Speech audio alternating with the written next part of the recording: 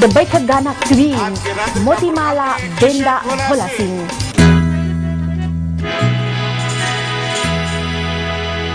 छाई घटा घन घोरे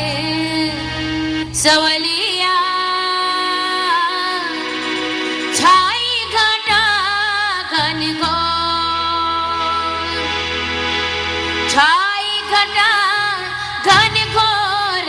सवलिया छाई घटा घन घोर छाई घटा घन घोर सवलिया छाई घटा घन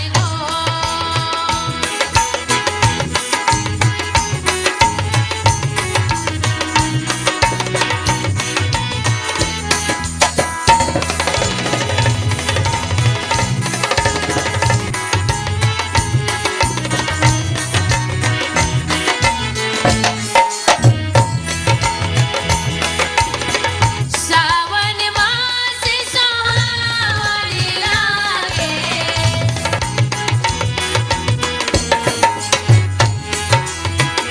सावन मास सुहावन लागे बन बन बोलत मोरे सवलिया छाई घटा घन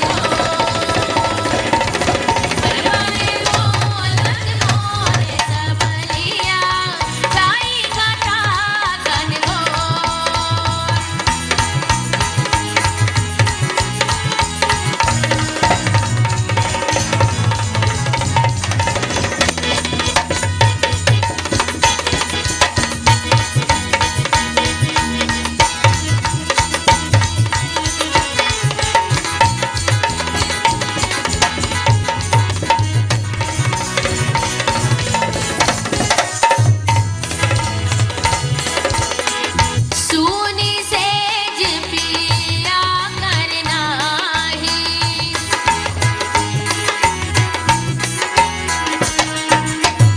सूनी सेज पिया करना ही सूनी सेज पिया करना ही सूनी सेज पिया करना ही सर्वे गारव कर मोर सवरिया छाई घटा घन घोर पे तड़प कर मोर सवरिया छाई घटा घन घोर